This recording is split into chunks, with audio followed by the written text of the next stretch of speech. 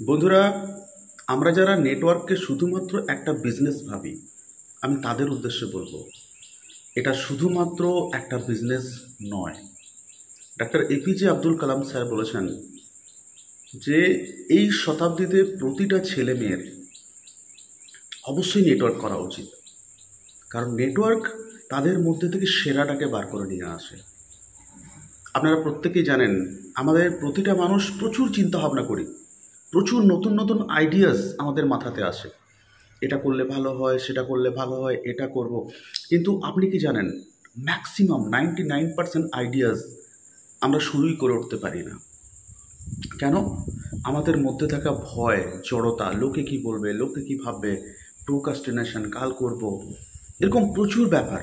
আমি যদি ফেলিওর হয়ে যায় লোকে হাসাহাসি করবে, আমাদের সম্মান থাকবে না, এরকম প্রচুর ভয়। যে ভয়গুলোর কোনো ভিত্তি নেই, সেই ভয়গুলো আমাদেরকে বিভিন্ন কাজ করা থেকে আটকে দেয়। তো বন্ধুরা, নেটওয়ার্ক মার্কেটিং এমন একটা জায়গা, আপনার এই ভয়গুলোকে জয় করার জায়গা। এখানে কয়েকটা কাজ থাকে, যেটা হচ্ছে মানুষকে ফেস করা, প্রতিদিন নতুন নতুন মানুষকে ফেস করা, পাবলিক স্পিকিং, তাদের সামনে নিজেকে এক্সপ্রেস করা, তাদের সামনে নিজের মনের ভাবটাকে ফুটিয়ে তোলা, আপনি যেটা জানেন সেটা তাদেরকে জানানো। তারপর একটা সবথেকে বড় জিনিস থাকে, যেটা হচ্ছে রিজেকশন হ্যান্ডলিং। আপনি এই একমাত্র ফিল্ড যেখানে মানুষের প্রচুর না শোনেন, যেটা আমরা অভ্যস্ত থাকি না, না শুনতে আমরা অভ্যস্ত থাকি না, আমরা একটা ভয় থাকে যদি মানুষ না বলে দেয়।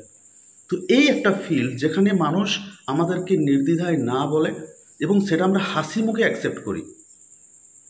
তো এখানে এই যে কয়েকটা ভয়, যেটার জন্য 99% আইডিয়া আমরা শুরু করে উঠতে পারিনি, সেই আইডিয়াগুলো কিন্তু আমরা শুরু করে উঠতে পারবো। কারণ নেটওয়ার্ক মার্কেটিং যদি কেউ 6 মাস করে নেন বা 1 বছর করেন, তার মনের মধ্যে থাকা ভয়, জড়তা, দুর্বলতা সব দূর হয়ে যাবে।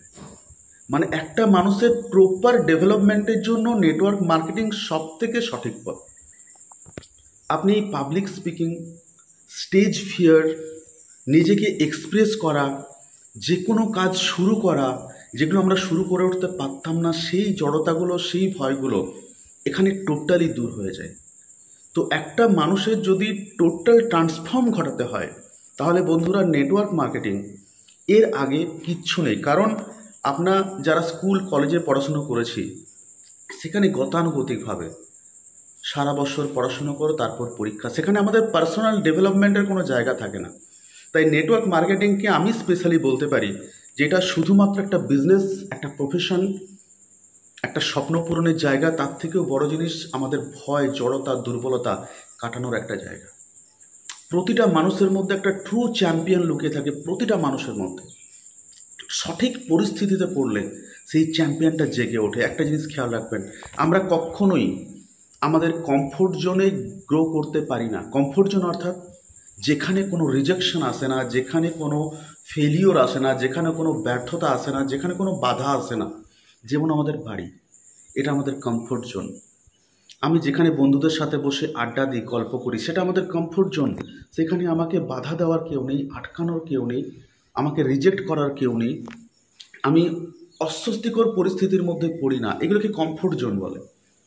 তো এই কমফোর্ট জোনে মানুষের কখনো গ্রো হয় না, তার মধ্যে থাকা চ্যাম্পিয়ন বেরিয়ে আসে না। যখন আপনি একটা অস্বস্তিকর পরিবেশের মধ্যে পড়বেন, যেখানে রিজেকশনের ভয় রয়েছে, মানুষের বিভিন্ন প্রশ্ন আপনার দিকে ধেয়ে আসবে, আপনি নিজেকে আনকমফোর্টেবল ফিল করবেন, সেখান থেকে আপনার মধ্যে থেকে বেরিয়ে আসবে একটা ট্রু চ্যাম্পিয়ন।